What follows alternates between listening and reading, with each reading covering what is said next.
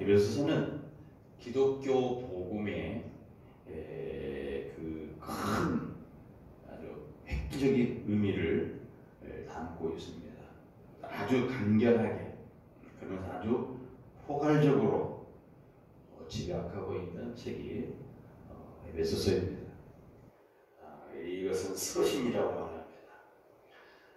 창세전 예정하신 하나님의 구원 계획부터 시작해가지고 예수 그리스도로 인해서 완성되는, 구원이 완성된다고 하는 하나의 일관된 흐름을 제시하면서 복음의 비밀을 잘 설명해 준 서신서가 바로 에베소서입니다. 에베소서에는 세 가지 주제가 크게 있습니다. 오늘은 첫날이기 때문에 좀 개관적인 말씀을 나누는 것이죠. 세 가지 큰 주제가 있는데, 하나는 하나님의 예정입니다. 하나님의 예정. 창세전에 그리스도 안에서 우리를 선택하시고 그 기쁘신 대로 우리를 예정하시고 그리스도의 공로로 말미암아 자기의 아들들, 즉 자녀들이 되게 했다라고 하는 예정에 대한 말씀입니다. 두 번째로는 화목입니다. 하나님과 죄인된 인간 사이에 화목, 또 사람과 사람 사이에 화목을 강조합니다.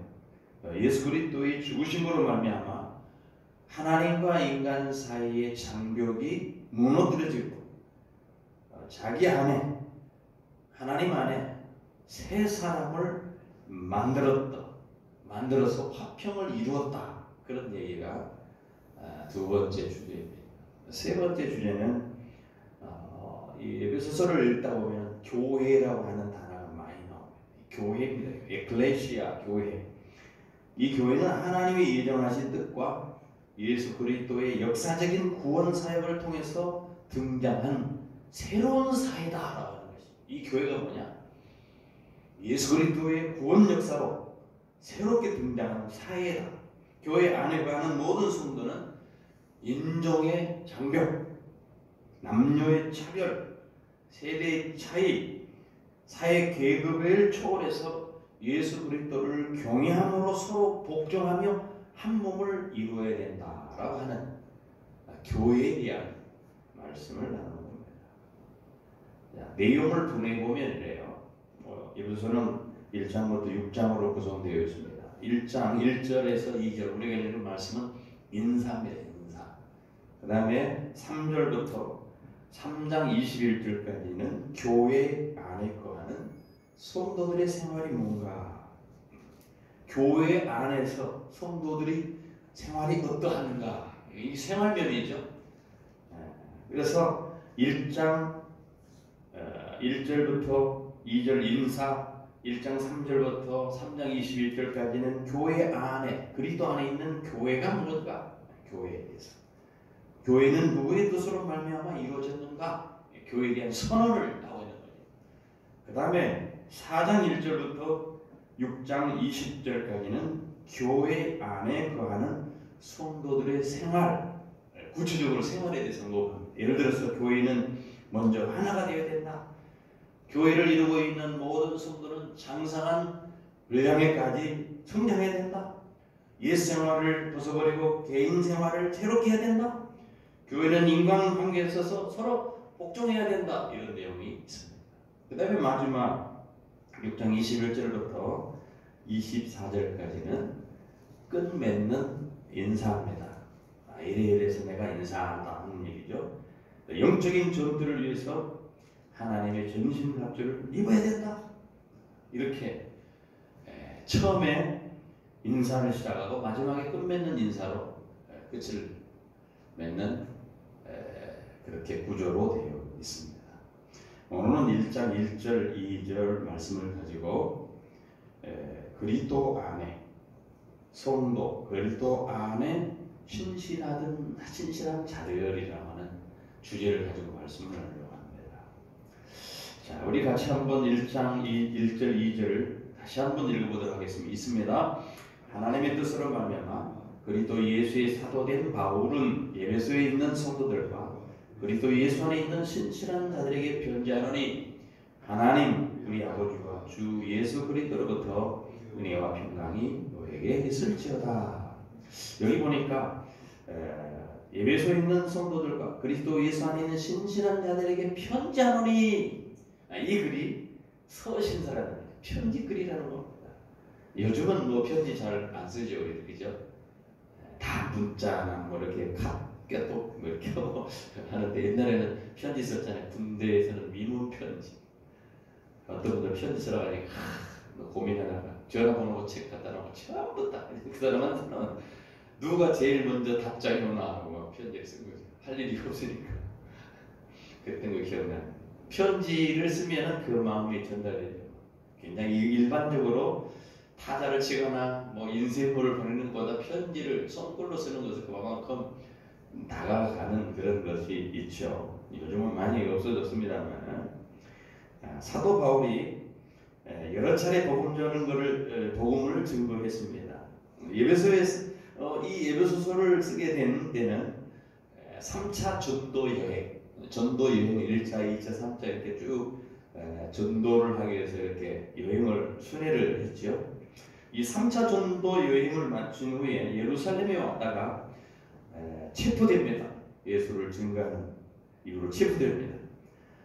체포되면서 옥에 있으면서 가이사라에서 2년간 또 감금되어 지낸 후에 약 61년, 주후 61년부터 63년까지 죄인의 몸으로 로마에 도착하게 됩니다. 그래서 로마의 옥에서 에베소서, 빌립보서, 골로새서, 빌레몬서 이 네 편의 서신서를 쓰게 됩니다. 이걸 그래서 우리 말하는 옥중서신이다 그렇게 말해요.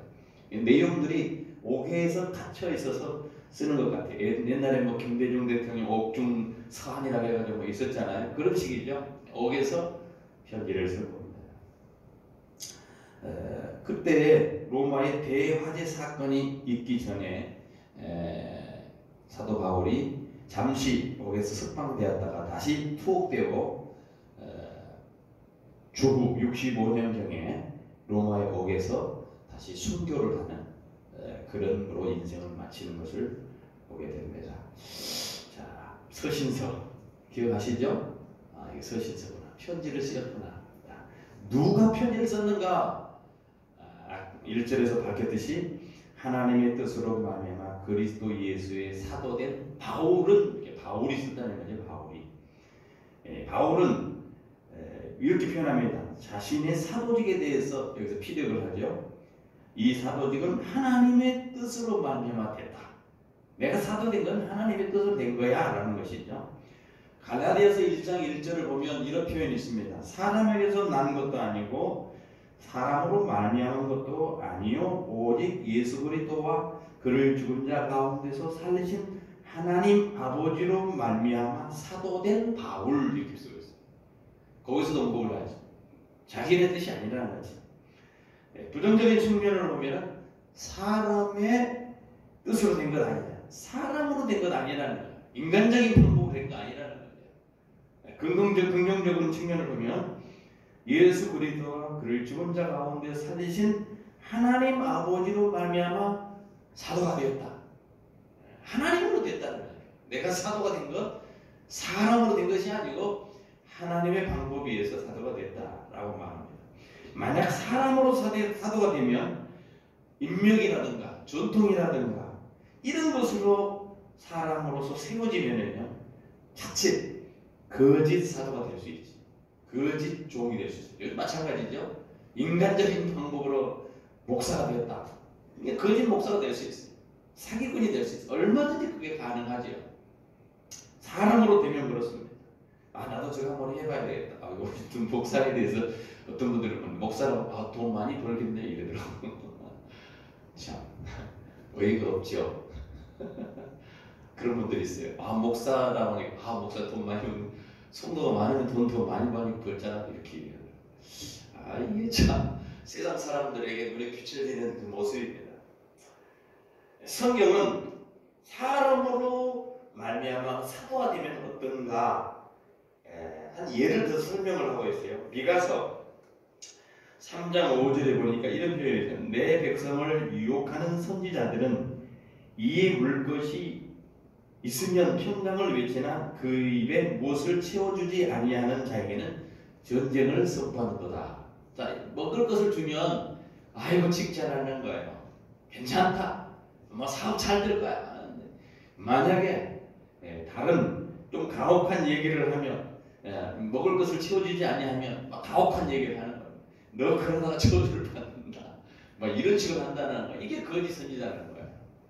또 표현되어 있습니다. 미가서 3장 11절에 이렇게 표현하고 있습니다. 거짓 선지자, 거짓 사도의 모습입니다. 그들의 우두머리들은 뇌물을 위하여 재판하며 그들의 제사장은 삭수를 위하여 교훈하며 그들의 선지자는 돈을 위하여 점을 치면서도 여호와를 의지하여 이르기를 여호와께서 우리 중에 계시지 아니하냐? 재앙이 우리에게 임하지 아니하리라 하는도다. 얼마나 뇌물을 가지고 재판을 하는 거예요. 뇌물을 주면은 그 뇌물을 보고 재판이 달라지는 거예요. 이게 마찬가지라는 거죠. 거짓 선자도 돈을 위하면 돈을 주면 점을 친 것처럼 한다 이거예요. 여호와를 의뢰하여 이르기를 야 하나님 우리 중에 재앙이 우리에게 임하지 않는다 이렇게 한다는 거예요. 또 있습니다. 예레미야서 5장 30절부터 31절 이하의 말씀을 보면은요, 이 땅에 무섭고 놀라운 일이 있도다. 선지자들은 거짓을 예언하며 제사장들은 자기 권력으로 다스리며 내 백성은 그것을 좋게 여기니 마지막에는 너희가 어찌하려느냐. 자, 잘못된 것 하고 있어도 그것을 좋게 여기는 거예요. 따르는 거예요, 사람들. 권력으로 그 자기 권력을 내세우는데도 그렇게 하는 거 따르는 거예요. 심판 때 어떻게 되겠느냐 지금 그런 경고를 하고 있는 거죠. 자, 오늘 여기 사도 바울이 바울로 세우심을 받은 것은 이런 식으로 된 것이 아니라는 거예요. 스스로 이 서신서에서 나는 사람으로 된 것 아니다. 인맥으로 된 것 아니다. 라고 하면서 자기의 사도직에 대해서 이렇게 밝히고 있습니다. 그가 사도직을 수행하는 것은 필연껏 사람의 뜻으로 말미암은 것이 아니었다. 하나님의 뜻으로 된 것이다. 하나님의 세우심을 입은 자로서 예수 그리스도와 또한 죽은 자 가운데서 그리스도를 살리신 하나님 아버지로 말미암아 된 것이다. 중요하죠. 목사가 누구의 뜻으로 되었느냐? 사람으로 되었느냐? 하나님의 뜻에 의해서 시험을 받았느냐 달라지죠. 메시지가 달라질 수 있죠. 그죠? 자기가 누군가를 아는 거죠. 사도도 자기 자신의 정체성에 대해서 밝히고 있어요. 내가 지금 하는 말은 내 말이 아니야. 내가 인간적으로 시험 받는 게 아니야. 하나님으로 되었어. 이게 선언을 하고 있는 겁니다. 그러므로 이 사도 바울이 쓰는 이 편지는 하나님께서 성도들을 향해 주신 글이고 추호도 거짓이 없고 변질되는 그런 글이 아니라는 겁니다. 하나님의 뜻으로 된 것이다. 이게 내 말이 아니다라는 거야. 하나님이 주신 것이다라고 하는 것을 밝히고 있고 인간적인 거짓으로 된 것이 아닌 것을 변질된 글이 아니라는 것을 밝히고 있는 겁니다. 우리가 예배소설을 읽을 때 꼭 그런 것을 생각을 해요. 성경 어느 구절을 읽을 때도 그런 의식을 가지고 받아들여요. 이게 하나님 말씀이다. 그러면 이 편지는 누구에게 쓴 편지인가? 수신자가 있을 거 아니겠습니까? 그렇죠? 수신자. 1절에서 예배소에 있는 성도들과 그리스도 예수 안에 신실한 자들에게 편지한다. 여기 이 편지가 사도 바울이 여러 교회를 순회하면서 둘러보고서 쓴 것인데 이 편지가 제일 처음으로 예배소 교회에 보내졌기 때문에 아마 예배소서라고 하는 말이 붙여졌고 사실상 이 편지는 아시아에 있는 여러 교회들에게 보내진 그런 편지다라고 이렇게 이해를 하는 것이죠. 때문에 이 편지는 특별히 예외적인 예배소 교회에 있는 그리스도인에게만 보내진 그런 것이 아니라 우리가 기억할 것은 사도 바울의 의도는 모든 그리스도인들, 교회의 지체들, 우리 모두에게 여전히 동등하게 보내준 그런 메시지라는 것을, 그런 서신서라는 것을 우리가 이해하고 받아들여야 됩니다. 그러면 여기 사도 바울이 묘사하고 있는 에베소에 있는 성도들과 그리스도 예수 안에 있는 신실한 자들에게 편지하라고 했는데, 그리스도 예수 안에, 그리스도인이라고 우리가 말을 하잖아요. 그리스도인. 편지, 여기서 사도 바울이 묘사하고 있는 그리스도인이 도대체 누구냐? 그리스도인. 우리는 이 시점에서 그리스도인이 누군가를 분명히 인식해야 됩니다. 우리의 정체성. 초대교회 그리스도인은 굉장히 소수에 불과했죠. 많지 않았습니다. 그런데도 그들이 살고 있는 이방 이교도 지역에서 엄청난 영향을 미칠 수 있었던 것, 어떻게 그것이 가능했는가? 그것은 한마디로 간단하죠.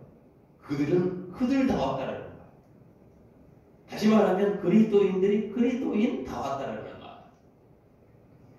그것이 기독교가 고대 세계를 정복했던 방식이었습니다. 고대의 이름을 떨치고 기독교가 활발하게 활동을 펼쳐나갔던 방식이 뭐냐? 그리스도인이 그리스도인다웠다라는 거예요. 그렇다면 오늘날 기독교가 현대 사회에 대하여 별 영향을 끼치지 못하는 이유가 뭘까? 역으로 생각하면 그리스도인이 그리스도인답지 못하다라고 하는 것이죠. 그죠? 교회가 교회답지 못하고 성도가 성도답지 못하고 까닭에 뭔가 새로운 개혁이 일어나야 되지 않을까라고 하는 것이죠.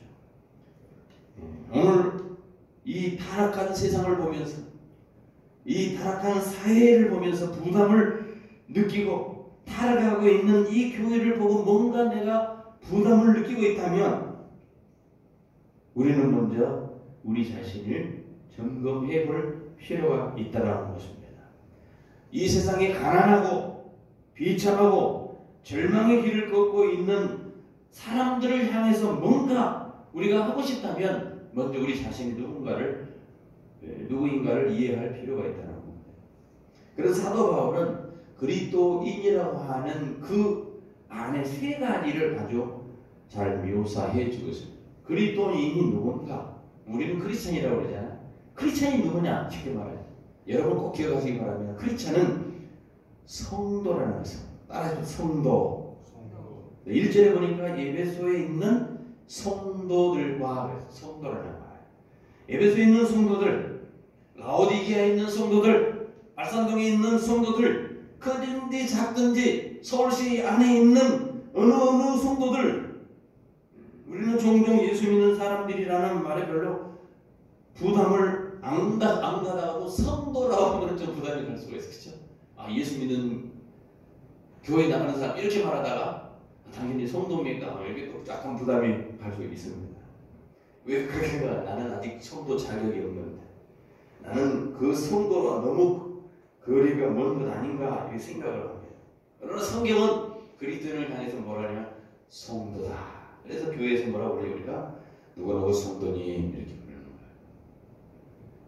성도님, 여러분 성도입니다. 그리스도인은 성도래. 성도라는 말이 뭘까? 기초적인 것 같은데 에베소에서 말하고 있는 성도가 우리 그리스도인이기 때문에 좀 생각해 볼 필요. 성도는 구별받은 사람, 예를 들어서 설명하면 구원받는 사람이 성도는 좋은 예가 사도행전 19장에 나옵니다. 사도행전 19장에 쭉 읽어보면 바울이 복음을 전하죠. 회당에 들어가서 강론을 합니다. 설교를 하죠. 성경을 가르쳤습니다. 회당에 들어가서 석 달 동안 강론을 했을 때 어떤 사람들이 마음이 굳어져 가지고 그 말씀을 받아들이지 않고 예수를 믿어서 구원받는다라고 하는 십자가의 도를 비방하고 많은 사람들이 그렇게 비방하고 그들을 떠납니다. 그래서 바울이 거기에 제자들을 따로 세웁니다. 두란노에서 제자들을 따로 세워서 거기서 날마다 성경을 강론을 하죠. 이렇게 몇 년을 했냐? 2년 동안 그렇게 했습니다. 2년 동안 이렇게 성경에 대해서 가르치고 하니까 거기에 유대인과 헬라인들 인종을 초월해서 주의 말씀을 듣는 자들이 많이 있게 되었다. 여기서 우리가 볼 수 있는 것은 뭐냐? 사도가 제자들을 따로 분리해서 두란노에서 그들에게 말씀을 강론하고 그들을 가르치는 것. 그래서 이 교회가 뭐냐? 성도를 이루고 있는, 교회를 이루고 있는 성도가 누구냐? 모이는 사람들. 그리스도의 복음을 듣고 그 안에서 그 복음을 따르기로 모이는 성도들.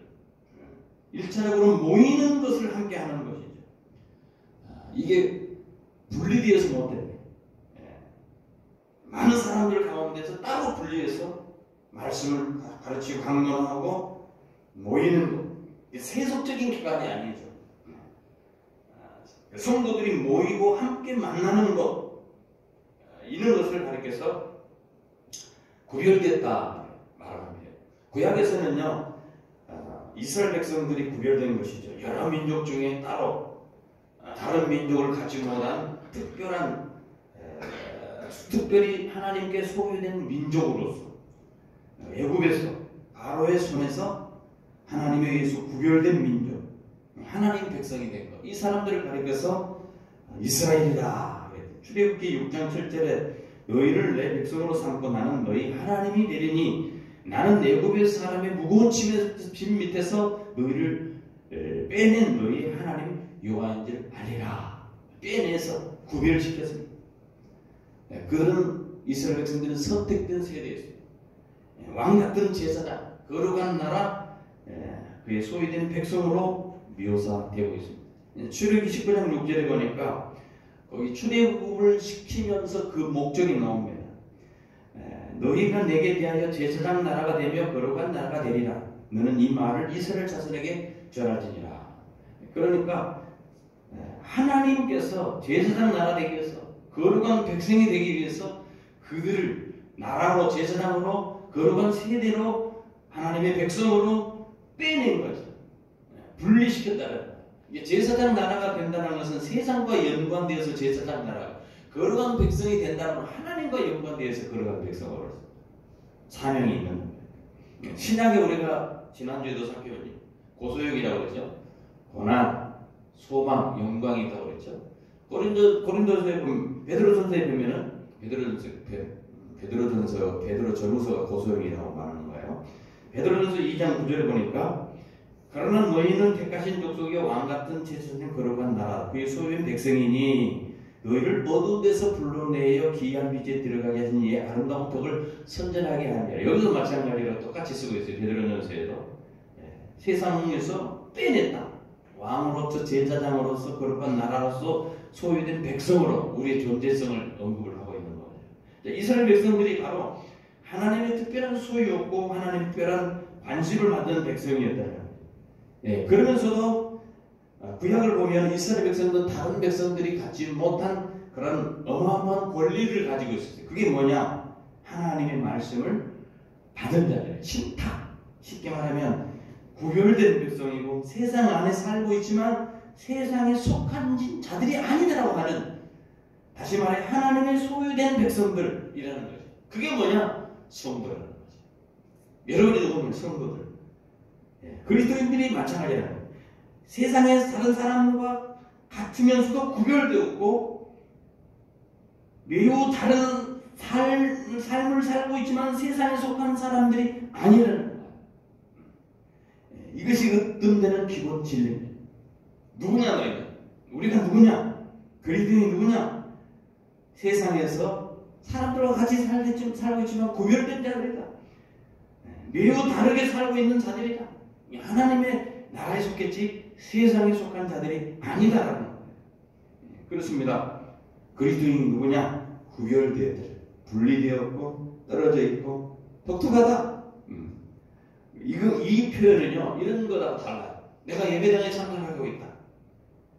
그리고 참석하고 있는 사람하고 안 하는 사람하고 구별. 그게 아니에요. 이 구별은 교회에 나가고 안 나가고의 구별이 아닙니다. 성도는 내적인 구별되었기 때문에 구별이라는 내적 구별. 성도라고 하는 말의 진정한 의미가 바로 그거예요. 외적으로 구별됐다. 하나님의 외적으로 구별됐다. 뿐만 아니라 성도는 정결함을 입은 자들이 있어. 정결함. 죄로부터, 죄책으로부터 정결함을 입은 사람들. 원래는 우리가 하나님과 잘 살게 됐는데 죄로 말미암아 하나님과 떨어진 관계가 있어. 하나님께 나아갈 수 없었어. 그런데 하나님께 나아갈 수 있는 길이 열려지고 죄로부터 해방이 되었다는 거예요. 이제 하나님 앞에 설 수 있도록 뭔가 일이 벌어졌다는 거예요. 하나님의 존전에 나아갈 수 있게 되었다는 거예요.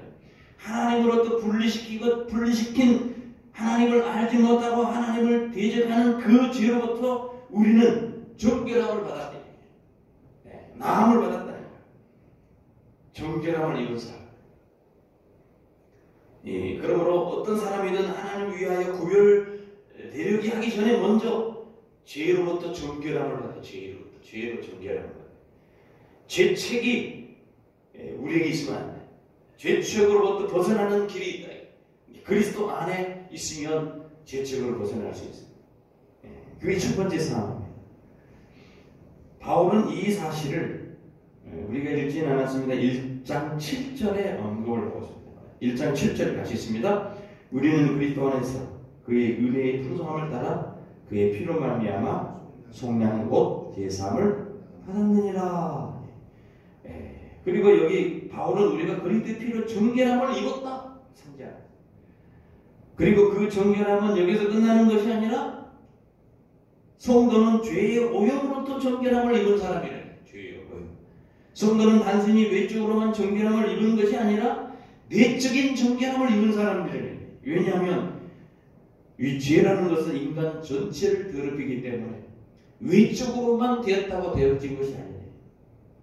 성도는 그 마음의 의지, 마음의 행동, 밖으로 나오는 행동, 그 밖에 모든 더럽히게 하는 것으로부터 우리가 정결함을 입은 자들이다. 여러분이 정결함을 입은 자는 걸 믿으시기 바랍니다. 그래서 성도라는 것은 정결함을 입은 사람이고 구별된 사람이고 주님께 거룩하게 구별된 사람인 것이다. 그래서 성도가 아니고는 그리스도인일 수 없고 그리스도인은 반드시 성도해야 된다. 아멘. 여러분은 성도입니다. 나는 그리스도인인데 성도는 아닙니다. 무슨 뚝딱지 같은 소리가 있을 수 없다. 그래서 근본적인 의미에서 성도는 세상과 분리되지 않고는 성도로서 그리스도인으로서 살 수가 없다. 그러므로 여러분은 더 이상 세상에 속하지 아니한다. 세상에 살고 있지만 세상에 속하는 것이 아니다 라고 하는 선언이 이 속에 들어있습니다. 여러분의 생각과 여러분의 사고방식, 여러분의 마음과 생활 태도가 하는 그 행실이 어떤 구별된 일이 벌어진 것이라는 거예요. 본질적으로 다르다는 거예요. 본질적으로 다르다. 겉으로만 다른 게 아니에요. 교회 나가고 겉으로만, 예배당에 나가고 안 나가고 겉으로만 구별되는 것이 아니라는 본질적으로 다르다. 성도는 그리스도인은 이 세상 사람이 아니라는 거예요. 세상의 정신, 세상의 사고, 세상의 방식에 주관받는 그런 사람들이 아니다 라는 거죠. 이 점에서 우리 자신을 실험해봐야 돼. 이 불완전한 세상, 절망감에 빠져있는, 불행함에 빠져있는 사람들, 그들이 우리를 볼 때 저 사람들은 뭔가 다르구나 라고 생각을 느끼게 살아야 되는 것이 성도지. 문제는 우리 그리스도인들이 세상에서 살아가면서 그런 사람과 분리되어 있지 못하라고 하는 인식을, 분리되었다라고 하는 인식을 갖지 못하는 원인이 있죠. 그래서 사람들이 볼 때 우리 똑같은데 이렇게 말을 할 수 있습니다. 여러분, 우리가 이 에베소서를 보고 있는데 이 에베소서를 보면 사도 바울이 강론했던 이 에베소 도시라고 하거든요. 아주 큰 도시였어요. 그 당시에 굉장히 큰 도시입니다. 거기는 큰 신전이 있었습니다. 여신 아데미를 섬기고 있었습니다. 황제를 숭배하고 있는 그런 곳입니다. 아우구스도 신전이 있었습니다. 그 당시에는 마술이 아주 흥행한 시대였습니다.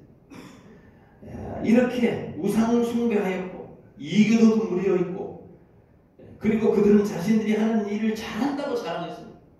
우리가 우상을 자랑하고 우리 우상을 숭배하고 있고 여신을 숭배하고 있고 우리가 이 마술을 하고 있는 거 이게 대단한 일이다라고 자랑을 하고 있던 그 시대에 사도 바울이 에베소를 지나갈 때 거기 보니까 이교도들이 가득한 거예요.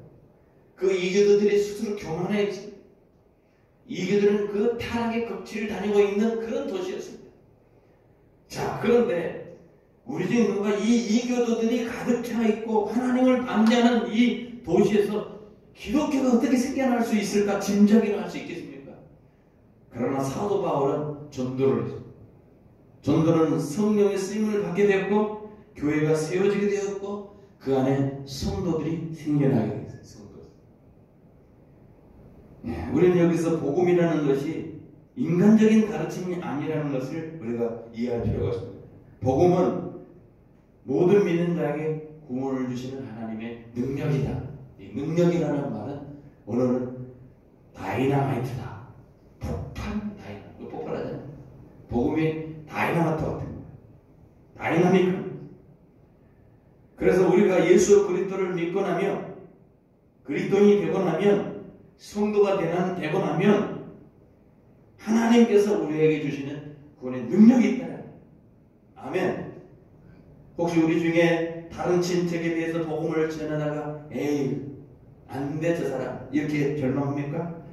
아유 저 사람은 불신자고 저 사람은 천주교인이고 불교 신자고 우상숭배자이고 강팍해서 도저히 우리가 예수를 전해도 받지 않을 거야 라고 체념하고 있느냐 말이죠. 그 사람이 지식이 너무 많아서 도저히 복음을 받아들이지 않을 거라고 생각하고 있습니까? 그렇다면 우리는 기억해야 됩니다. 이 에베소 성도들을 기억해야 됩니다. 그 에베소 지역에 그 강팍한 지역에 큰 도시, 큰 신전이 있고 우상 숭배가 판을 치고 있고 세상에 그 자랑거리가 넘쳐나는 그 곳에 복음이 들어갔을 때 능력이 나타나요. 교회가 생기고 성도들이 생깁니다. 복음은 가장 절망적인 개인을 들어서 성도를 바꿔주는 역사가 있다는 사실. 아멘. 그래서 절망적인 사람이 볼 때 우리 속에는 복음의 능력으로 그들을 향해 다가갈 수 있다는 깨달아야 됩니다. 두 번째, 여기 그리스도인이라는 말을 하면서 신실한 자들이죠. 신실한 자들. 바울이 그리스도인에 대한 두 번째 묘사는 신실한 자들. 예수 안에 있는 신실한 자들에게 편지한다. 신실하다. 의미는 믿음을 행하는 이다 라는 뜻이 있습니다. 요한복음 20장에 보면 예수님께서 십자가에 돌아가시고 3일 만에 부활하시고 승천하시기 전에 예수님께서 부활해서 나타났죠. 그때 예수님을 믿는 사람이 있는가 믿지 못한 도마 같은 사람이 있어요. 예수님께서 뭐라고 말합니까? 야 도마야 왜 믿지 못하냐? 와서 내 허리에 찬자국을 봐. 내 손에 있는 못자국을 봐라. 이렇게 보여주면서 너 믿음 없는 자가 되지 말고 믿는 자가 되라. 그런 말을 합니다. 믿는 자가 된다. 이 신실하는 자가 같은 용어예요. 신실하기 때문에 믿는 사람, 믿음을 행하는 사람이 누구냐? 그리스도인이라는 거예요. 그리스도인.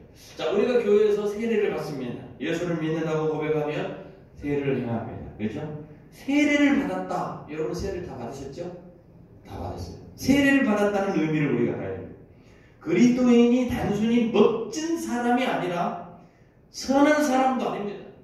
도덕적으로 수준이 있고 교양이 있는 사람이 그리스도인. 전반의 말씀이에요. 아니에요. 그리스도인은 어떤 특별한 진리를 믿는 사람이에요. 무엇을 믿는가? 예수를 믿는 사람. 예수를 믿는 사람. 그리스도를 믿는 사람은 예수 그리스도를 믿는 믿음이 있는 사람들입니다. 예수가 누구냐? 하나님의 독생자 아들이다. 그는 말씀으로 육신을 입고 우리 가운데 거하시는 분이다. 그리고 동정녀 탄생으로 말미암아 예수님이 이 땅에 오셨다. 예수님께서 이 땅에 각종 이적을 행하셨다. 기적을 일으켰죠. 그 모든 것은 뭐냐? 하나님이 자신이 하나님의 아들이다. 메시아다라고 하는 것. 죄사함의 권세를 가진 것이라는 것을 드러내기 위함이에요. 그러니까 이적을 행한 우리가 볼 때 나도 저렇게 병 고쳐야 돼. 그거 아니에요. 성경에서 예수님께서 이적을 행하고 기적을 행하는 것은 대부분 어떤 의미가 그 속에 있냐면 전부 다 내가 사람이 아니고 하나님께서 보낸 메시아라, 죄의 사함을 권세를 갖는 사람이라고 하는 것을 드러내는 것이 다 그런 모든 거였어요. 메시아이심, 죄의 사함을 가지신 분은 모든 죄를 용서할 수 있는 분, 그리스도께서 우리의 죄와 형벌을 지시고 우리를 위해서 우리가 죽어야 될 것을 죽으심으로 말미암아 우리가 하나님께 나아갈 수 있는 길을 열어주시는, 하나님과 우리 사이의 화평을 이루시는 그런 일에 있어서 신실한 분이 바로 누구냐? 예수 그리스도라는 거예요. 그래서 이 신실하다는 말에 하나님과 화평을 이루는 그 일을 만드는 분이라는 그런 일을 행하셨기 때문에 신실하다는 그런 의미가 있습니다. 또 있어요. 신실하다는 말에는 이 말은 우리들이 믿음을 지킨다. 다시 말하면 우리들이 믿음으로 붙잡고 있고 우리들이 믿음으로 일관성 있게 지키고 있고 오늘 여기 사도 바울과 함께 우리가 믿음을 변호할 준비가 되어 있고 열심히 그 믿음을 하나님을 찬송할 준비가 되어 있다라고 하는 것을 말할 때 신실하다라는 말을 쓰고 있는 신실하다. 우리는 예수 그리스도를 부인하는 그 집단, 예수 그리스도가 주인 메시아라는 것을 부인하는 그 집단의 유혹에 흔들려서는 안 될 사람들입니다. 예수 그리스도가 동정로 탄생되었다라고 하는 것에 대해서 잘못이다라고 주장하는 그런 교리를 내세우는 것에 대해서, 또 예수님을 부인하는 책, 예수님을 부인하는 글, 예수 그리스도를 부인하는 그런 유튜브 방송들, 이런 것에 의해서 흔들려서는 안 될 사람들이라는, 신실하다는 진짜. 아무리 우리 주위에 하나님을 대적하고 하나님을 향해서 거슬리는 악한 생각, 사상, 그런 집단, 그런 단체, 그런 종교가 있다 할지라도 우리는 결코 그것에 흔들리지 말아야 된다. 신실해야 된다.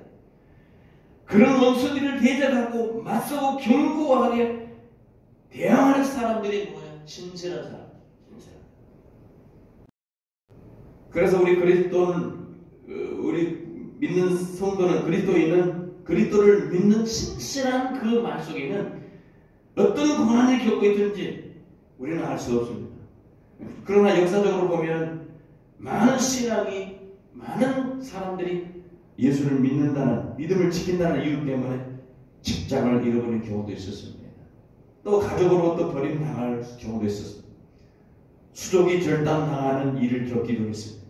수없이 물매를 맞기도 하고 불사를 당하기도 하고 참수를 당했다는 사실 우리가 기억해야 됩니다. 무엇 때문에? 신실하다라고 하는 말이에요. 하나님을 향해서 신실하다. 예수를 구세주다라고 하는 것에 신실하다.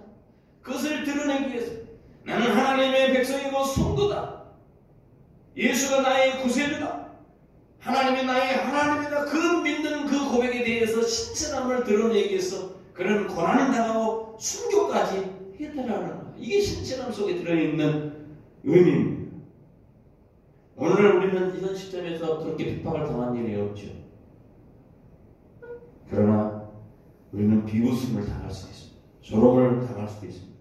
세상 사람들이 보고 이상한 사람들, 예수 믿는 사람, 예수쟁이들, 이상한 사람들 비꼬 와서 말하는 것을 여러분 들을 수 있을 겁니다. 우리는 그 무슨 소리를 듣고 수모를 당한다 해도 우리는 신실해야 돼. 누구를 향해서? 하나님 앞에서 신실해야 돼.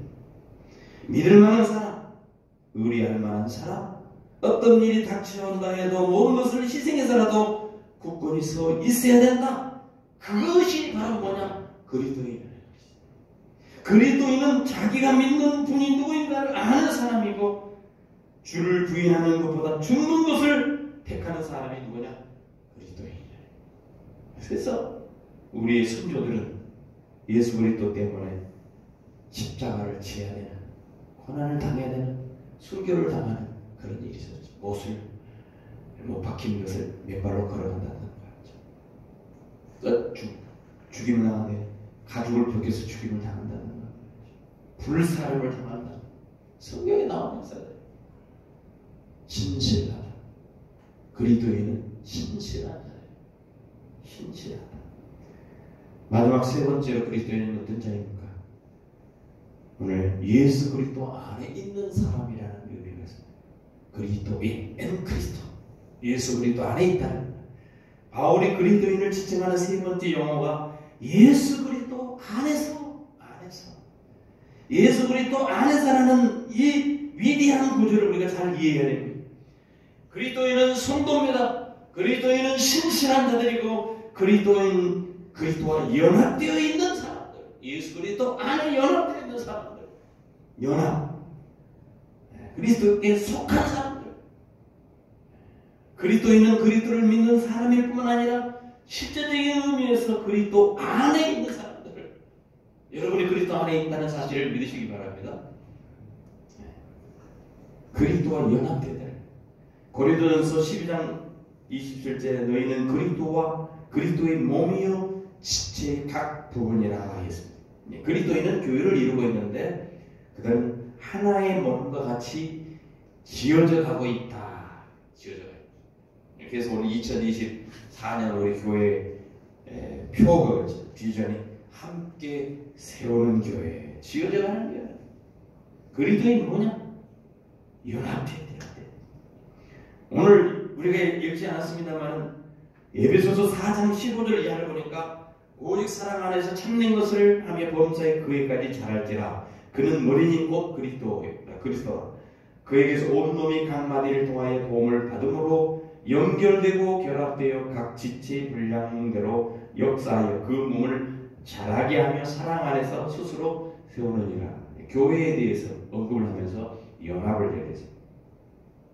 골로새서 1장 21절에도 그의 몸된 교회를 위하여 이런 표현이에요. 교회는 그의 몸이다.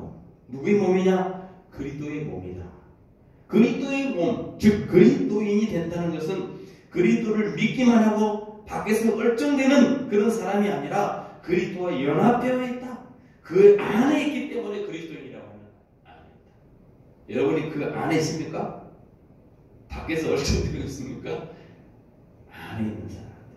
로마서 5장 17절 보니까 한 사람이 범죄로 말미암아 사망이 한 사람에게 왕노릇한 것처럼 더 은혜와 의의 선물을 넘치게 받은 자들은 한 번 예수 그리스도를 통하여 생명 안에서 왕노릇하리라. 한 사람, 아담에 의해서 모든 사람이 죄의 지배 아래 있던 것처럼 예수를 믿고 한 사람 예수를 믿고 많은 사람이 생명 안에서 왕노릇하게 되리라. 즉 과거에 아담 안에서 사망의 왕노릇하는 것에서 있었던 사람들이 이제 예수 그리스도로 말미암아 생명 안에서 왕노릇하는 사람이 되었다. 이런 표현을 하고 있어요. 그래서 예수 안에서 예수와 더불어 예수 한 분으로 말미암아 연합되었다는 의미를 보여요. 예수가 죽을 때 나도 나의 죄도 죽었습니다. 예수님이 부활할 때 나는 생명으로 부활했습니다. 예수님이 영광에 이를 때 나도 그 영광에 이른 겁니다. 여러분 기억하셔야 돼요. 그래서 에베소서 2장 5절 이하를 보니까 같이 그 가까운 부분이 같이 한번 딱 넘어갑시다. 2장 5절 같이 읽습니다. 아주 중요한 메시지 같이 읽습니다. 5절 6절 시작. 허물로 죽은 우리를 그리스도와 함께 살리셨고 너희는 은혜로 구원을 받은 것이라. 또 함께 일으키사 그리스도 예수 안에서 함께 하늘에 앉으셨다. 엄청난 어마어마한 메시지가 알겠어요. 함께 일으키사 그리스도 안에서 함께 하늘에 앉으셨다. 자, 우리는 그리스도와 함께 이 순간 어디에 있다? 하늘에 있다. 아, 여기 예수를 교회에 앉아있다고요? 그거는 인간적인 걸 볼 때 그런 거예요. 근데 신령한 눈으로 보면 우리가 지금 어디에 있다? 예수 그리스도와 함께 죽고 예수 그리스도와 함께 살아나서 하늘에 앉아있는 사람, 이렇게 묘사를 합니다. 하늘에 앉아있다는 거야. 할렐루야. 왜냐하면 우리는 그리스도 안에 있기 때문에 그게 가능한 거야. 내가 그리스도의 일부라고 하는 것은 얼마나 놀라운 엄청난 그런 사건이냐 말이죠. 내가 그리스도의 일부다. 여러분, 우리가 그리스도 안에 있고 그는 우리의 머리고 우리는 그의 지체가 되었습니다. 그리스도와 우리 사이에 생명적인 유기적인 친비적인 연합이 있다라는 거예요. 예수님은 그걸 뭐라고 하냐? 포도나무와 가지로 비유했어요. 내가 포도나무 너희는 가지니 너희가 내 안에 내가 너희 안에 있으면 많은 열매를 맺을 것이다. 내 밖에 있으면 시들어 말라 죽을 뿐이다. 예수님 안에 있을 때 우리는 생명적인 유기적인 관계가 있어요. 그리스도의 모든 풍성함이 내 것이 되는 거예요. 그리스도 밖에 있을 때에는 아무것도 우리에게 없어요. 사망뿐이에요. 그리스도 안에 있다는 것이 얼마나 큰 놀라운 복인 줄 여러분 기억하시기 바랍니다. 함께 하늘에 일으키시고 그리스도 안에서 함께 하늘에 앉히신지 하늘에 앉혀있어요. 결론을 맺겠습니다. 왜 사도 바울이 그리스도인을 묘사하는 용어로서 성도들, 신실한 자들, 그리스도 안에 이런 말을 사용했을까? 순서를 볼 필요가 있습니다. 그리스도인에게 가장 명백하고 우선적인 것이 뭐냐? 그 하나는 성도라는 것입니다. 성도. 사도 바울이 마음속에 예배소 교회를 생각하고 있는 그 마음속에 예배소는 언제나 부가 있는 나라예요. 이교도에 부가 있고 우상 숭배가 있고 언제나 안일한 삶을 살아갔는데 적합한 것이 이 예배소입니다. 그렇기 때문에 이 예배소 성도들이라고 하는 말은 그 속에서 너희들이 누구인 줄 알아라. 너희들이 그러한 어마어마한 그런 도시 가운데 그런 타락한 세상 가운데 우상 숭배 가운데 얼마든지 안일하게 살 수 있는 그런 가운데 너희들이 누구인 것을 기억하라. 성도라서. 우리들이 처음으로 느껴야 하는 첫 인상이 세상에서 성도라는 것이에요. 모든 사람들이 우리가 그리스도인이라는 사실을 알아야 된다는 거예요. 우리 이웃이, 우리 가정이, 우리 친구들이, 우리 직장 동료들이, 아저씨, 아줌마가 우리가 그리스도인이라는 사실을 알게 그렇게 살아야 돼요. 여러분, 예수님이 지나갈 때 대전 앞에서 숨기셨습니까? 숨기지 못했어요. 예수님은 자꾸 숨기려고 어디 가면 막 쫓아다녀요. 다 알게 됩니다. 언제나 예수님을 찾아내고야만 말았습니다. 우리가 입으로 떠들어리기 전에 우리 이웃들이, 우리 친척들이, 우리 친구가 내가 그리스도임을 알아내야 되도록 그렇게 내가 빛으로 살아가야 돼요. 빛은 숨길 수가 없죠. 그렇죠? 어둠 속에 빛을 갖다 놓으면 빛이 그냥 드러나게 되지 빛이 숨겨집니까? 숨겨질 수가 없죠. 그러하던 존재라는 거예요. 세상 사람들이 우리들이 구별된 사람이라는 것을 느끼게 해야 되고 우리가 다른 사람들과 다르다는 것을 분명히 해야 합니다. 왜냐하면 우리는 거룩한 사람이기 때문에. 그리스도인은 거룩하지 않은 자가 없고 신자가 아니고서는 특별히 거룩한 사람이 없는 것. 여러분, 우리가 신실한 사람이기 이전에 우리는 성도면서 여러분, 성도라는 사실, 구별된 사람이라는 사실을 기억하시고 살아야 될 줄 믿습니다. 오늘 에베소서의 첫 번째 메시지, 성도. 예수 그리스도 안에 신실한 자들.